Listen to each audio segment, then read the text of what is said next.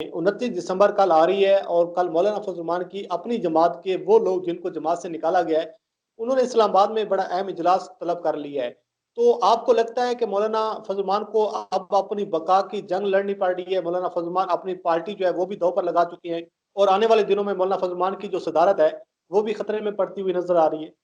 देखें, बिल्कुल पार्टी तो इस टाइम उनके जो है वो ग्रिप कमजोर हो गई है। जब आपके इतने देखिए, कोई आम ये नहीं है कि कोई नए लोग थे वो आए निकल गए या लौटे थे। बड़े बड़े जय्यद लोग, बड़े बड़े मोतबर लोग पार्टी के जो हैं वो अबिलादा हो रहे हैं। और ना सिर्फ वो इजलास बुला रहे हैं बल्कि वो औरों को दावत दे रहे हैं कि अगर आप फजल रहमान से खुश नहीं हैं तो आए हमारे साथ बैठें ताकि हम एक प्लेटफॉर्म से जो है आवाज उठाएं। तो फजल रहमान की ज़ाहिर है ग्रिप पार्टी भी, ये तो उसी तरह है कि जैसे अगर नून लीग में से बड़े बड़े लोग जो हैं वो खकान अब्बासी साइड पे हो जाएं, ख्वाजा आसिफ साइड पे हो जाएं, और ये ख्वाजा साद रफीक साइड पे हो जाएं, और इस तरह के एहसन इकबाल, तीन चार बड़े लोग जो हैं वो कहें जी हम नवाज शरीफ के झूठा है और हम नवाज शरीफ के खिलाफ अब हम प्रेस कॉन्फ्रेंस कर रहे हैं और आप हमारे साथ दें, तो फिर जाहिर है इससे तो फजल रहमान को फर्क तो है। लेकिन फिर भी फजल रहमान इतने पुराने खिलाड़ी हैं, उन्हें पता है जिस दिन इस्टेब्लिशमेंट के साथ डील हो गई, जिस दिन वो एक फोन कॉल आ गई जिसका वो इंतजार कर रहे हैं कि लॉन्ग मार्च शुरू हो, लॉन्ग मार्च गुजरावाला पहुंचे जैसे ही तो मुझे कॉल आ जाए, वो उस कॉल का इंतजार कर रहे हैं कि जब वो आ जाएगी तो फिर मैं मामला सेट करवा लूंगा, ये लोग वापस आ जाएंगे सारे। बल्कि अब्दुल कादिर बलोच भी वापस आ जाएंगे, फजल रहमान को ये लगता है। मतलब तो नहीं, तो जो जो बात आप कर रहे हैं वकार मलिक साहब, जो कुछ एस्टेब्लिशमेंट के साथ हो रहा है, जिस तरह की जबान इस्तेमाल की जा रही है, जो जो जलसों में बात की जा रही है और जो बयानी बनाने की कोशिश की जा रही है, चीफ ऑफ आर्मी स्टाफ को नाम लेकर उनको उनका उन पर इल्जाम भी लगाए जा रहे हैं, DGISI को उस पर इल्जाम तराशी की जा रही है। तो आपको लगता है कि एस्टेब्लिशमेंट माजी वाली गलतियां एक बार फिर करेगी? देखें, हमारे मुल्क में एस्टेब्लिशमेंट ये नहीं मानती कि उसने कभी गलतियां की हैं। वो ये कहते हैं जी हम मुल्क के वसीतर मफाद में काम करते हैं, हमारे लिए मुल्क सबसे अहम है, सियासी जमातें हैं, सियासत अहम नहीं है। हमें जब लगता है, जैसे अभी कुछ खबरें गर्दिश कर रही हैं, रूमर्स हैं, कुछ लोगों ने मीडिया पे बात किया जी कि एस्टेब्लिशमेंट कहती है जी भारत हमारे सर पे खड़ा हुआ है, बॉर्डर पे आया हुआ है, तो यहाँ पे थोड़ा आप ये कम करें, कशीदगी जो मुल्क के अंदर है कम करें, वज़ीर आज़म को मशवरे दिए जा रहे हैं, ये बातें हो रही हैं। पहले ये होता रहा है, पहले लोग मान भी जाते थे, एस्टेब्लिशमेंट ने मशवरा दिया जी कशीदगी कम करें, खत्म करें, बस ठीक है, केसेस मटी शटी पाओ, खाना शाना खाओ बैठ के और बस ठीक है। ये काफ लीग का यही है बयान है जी, मटी पाओ, खाना बैठ के खाओ और बस टेंशन खत्म। इसी तरह होता था जब इनकी लड़ाई होती थी, आसिफ जरदारी खाना कर लेता था, ये जाके खाना खाते थे, मसला हल हो जाता था। उधर से लड़ाई हुई, नवाज शरीफ ने खाना कर लिया, खाना खाया, सब ठीक हो गए। इमरान खान ये मान नहीं रहे और इस्टेब्लिशमेंट दबाव नहीं डाल रही इमरान खान पे, कि उन्हें पता है यार कि अगर नवाज शरीफ जो एक सजा याफ्ता मुजरिम है वो बाहर जाके और बाहर बैठ के इतना मसला बना हुआ है, तो अगर इमरान खान जिसकी क्रेडिबिलिटी है पूरी दुनिया में, उसे अगर निकाल दिया गया या उसकी बात ना मानी गई और ऐसा कुछ किया गया कि वो इस्तीफा दे देता है, असेंबली तोड़ देता है, तो वो कितना खतरनाक साबित होगा, क्योंकि वो तो इंटरनेशनल मीडिया के लिए एक बड़ी न्यूज बन जाएगा। इमरान खान को तो इंटरनेशनल मीडिया लेगा, फिर हार्ड टॉक भी उस पर लेगा और पूछेगा बताएं भाई आपके खिलाफ किसने साजिश की है, कौन है जो पाकिस्तान में डीलें डीलें करता है। तो इस्टेब्लिशमेंट इस वक्त ऐसा कुछ कर ही नहीं सकती, करना चाहे भी तो नहीं कर सकती। लेकिन मैं जो खुल के बात करता हूं, मैं लगी लिपटी नहीं, कि आर्मी चीफ जो हैं और मौजूदा DGISI हैं, मेरी ये जाती राय है कि वो बहुत जमहूरियत पसंद लोग हैं, वो चाहते हैं सिस्टम चले। वरना आपको याद होगा कि डॉन लीक्स पे नवाज शरीफ की टांगे कांप रही थी जब जनरल राहिल शरीफ थे, सिर्फ डॉन लीक्स हुई थी, किसी का नाम नहीं लिया गया था जनरल का, कि बिल्कुल पाकिस्तान सही। की रियासत के बारे में बात हुई थी।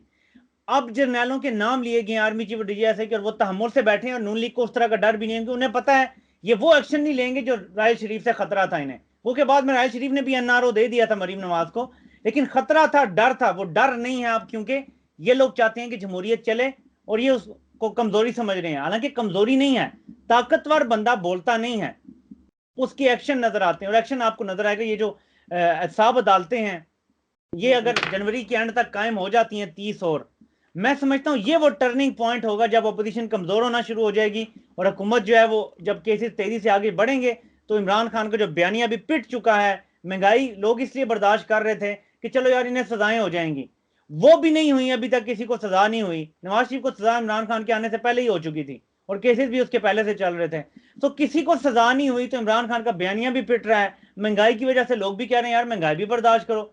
लेकिन ये 30 अदालतें हैं, ये फैसला करेंगी, कायम होगी, तो आप समझ जाएंगे कि एस्टेब्लिशमेंट रुकावट नहीं बन रही एहसाब के रास्ते में। अगर इनमें और देरी होती है और एहसाब अदालतें अगले 3-4 महीने भी नहीं 30 और बनती, और बाकी 120 का जो सुप्रीम कोर्ट ने कहा हुआ है, नहीं बनती तो फिर ये हमें इशारा मिल जाएगा कि वाकई एस्टेब्लिशमेंट अंदर खाने लगी हुई है कि इन सब को बचा लिया जाए, आहिस्ता आहिस्ता इमरान खान को भी लॉलीपॉप दिया जाए और इन सब को भी बचा लिया जाए। ये हमें पता चल जाएगा आने वाले 3-4 महीनों में।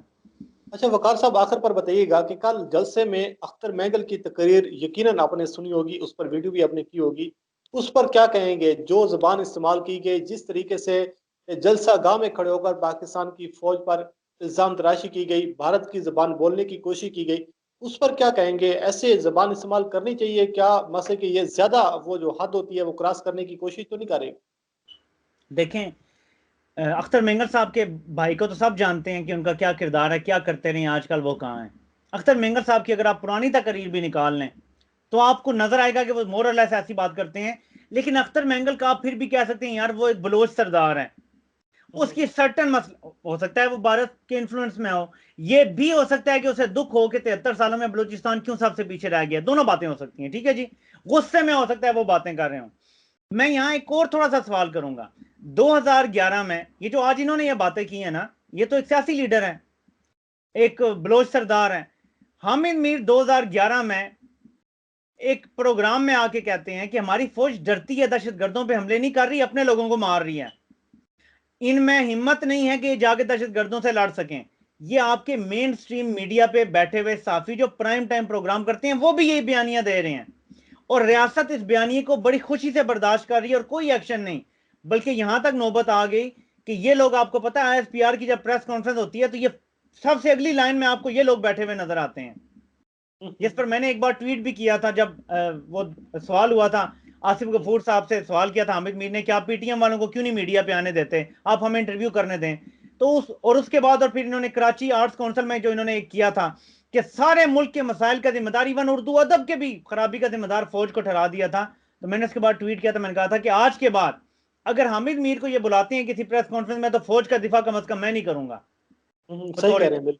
क्योंकि ऐसे लोगों को अगर आप खुद बिठाएंगे हेलीकॉप्टरों में बिठाएंगे तो फिर हम बलोच सरदार से आप क्या कहेंगे जब एक प्राइम टाइम चैनल पे बैठा हुआ बंदा भी यही बात करता है। यही बात है ना कि ये जो दहशतगर्दी है इसके पीछे वर्दी अगर एक प्राइम टाइम एंकर बैठ के कह रहा है ठीक कह रहे हैं, कि बिल्कुल जी सही फौज बात कर रहे डरती हैं। है। आपको नजर आ रहा है कोई मौजूदा सूरत हाल में कोई लॉन्ग मार्च होगा, या फिर कोई धरना होगा, या फिर कोई हुकूमत के खिलाफ कोई सख्त जो एक रद्द अमल जो सामने आएगा? कुछ नजर आ रहा है आपको? इस्तीफे तो नहीं आएंगे सबके, ये वो रिस्क नहीं लेंगे कि अगर इनकी पार्टी के फॉर एग्जांपल 100 में से 80 लोग इस्तीफा दे देते हैं, 20 नहीं देते, 10 नहीं देते, इनकी पार्टियां तितर बितर हो जाएंगी, क्योंकि लोगों को ये लगेगा सारे इनके साथ नहीं है। और कोई भी एमएनए एमपीए जो है वो करोड़ों रुपया खर्च करके ऐसे 2 साल के लिए नहीं आता कि मैं फिर इस दफा तो पैसा भी नहीं कमा सके, इस दफा तो वो जो ऊपर से लगा लेते थे वो भी नहीं हो सका। तो इस्तीफे तो नहीं, लेकिन लॉन्ग मार्च मेरी ये अपनी असेसमेंट है कि ये करेंगे, ब्लफ खेलेंगे।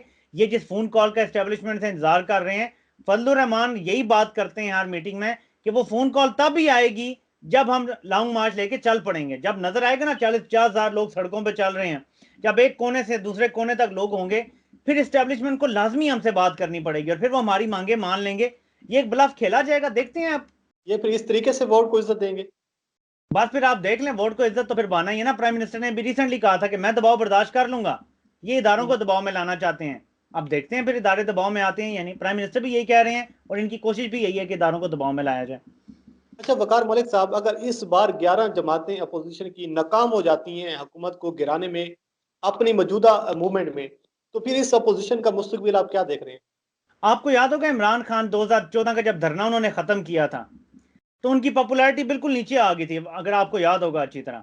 और जब तक पनामा लीक्स नहीं आए थे 2016 में, इमरान खान की पॉलिटिक्स बहुत नीचे आ गई थी, मीडिया पे आना कम हो गया था, इमरान खान को लोग उस तरह सुनते नहीं थे, वो बात खत्म हो गई थी। जब 2014 के धरने के एंड से 2016 के पनामा लीग तक इमरान खान के साथ जो हुआ था ना, और नून लीग स्ट्रांग हो गई थी, नून लीग की ताकत बढ़ गई थी उस दौरान नून लीग चढ़ दौड़ी थी हर चीज पे, उसका कंट्रोल बेहतर हो गया था, उन्होंने मीडिया बेहतर मैनेज कर लिया था। यही सूरत हाल होगी पीडीएम और इनमें जमातों की, कि ये जब नाकाम हो जाएंगे इसके बाद तो अगला साल डेढ़ मिल जाएगा हुकूमत को कारकर्दगी दिखाने का, इससे पहले कि आखिरी साल फिर इलेक्शन का साल आ जाता है। ये मौका होगा हुकूमत के पास, महंगाई पे कंट्रोल करें, बिजली के जो मामलात हैं, कह रहे हैं कि जून में नई पॉलिसी आएगी, उसको ठीक करें, गर्दशी कर्जे को ठीक करें, लोगों को अगर रिलीफ दे सके तालीम पे, सेहत पे, तो ये हुकूमत कामयाब। वरना ये 1.5 साल है, ये एक समझ लें लॉटरी निकलने वाली है इमरान खान की, ऑपोजिशन बिल्कुल ठुस करके बैठ जाएगी इसके बाद। वकार मलिक साहब, आपका बहुत बहुत शुक्रिया सर वक्त देने का। आपने बहुत ज़बरदस्त तरीके से हमारे नाज़रीन की जो कन्फ्यूजन है वो दूर करने की कोशिश की है। लेकिन ये बात बिल्कुल आप सही कह रहे हैं कि अपोज़िशन जमातें अपने मफादात की जंग लड़ने की कोशिश कर रही हैं और वो किसी न किसी फ़ोन कॉल के इंतज़ार में हैं कि कोई फ़ोन कॉल आए और उनका मसला हल हो। लेकिन सूरत हाल ये है कि जिस तरीके से इस बार नाज़रीन अपोज़िशन जमातें बेनकाब हो रही हैं कि जब आप नारा लगाएँ कि हम वोट को इज़्ज़त देंगे, जब आप नारा लगाएँगे कि हम जमहूरियत की बालादस्ती के लिए जंग लड़े हैं, लेकिन फिर आपको उस इशारे का और उस फ़ोन कॉल का इंतज़ार हो, जिसके खिलाफ आप जंग लड़ रहे हैं, तो फिर आपकी जो सियासी जो आपकी बका है या आपकी सियासी सियासत जो है, उसका अंदाज़ा अवाम को अच्छे तरीके से हो जाना चाहिए कि ये लोग सिर्फ़ अपने मफादात की जंग लड़ रहे हैं। बहरहाल पाकिस्तान की सियासत है या कुछ भी हो सकता है, उस हवाले से आपको आगाह करते रहेंगे। मुझे और वक़ार मलिक साहब को दीजिए इजाज़त। अल्लाह हाफ़िज़।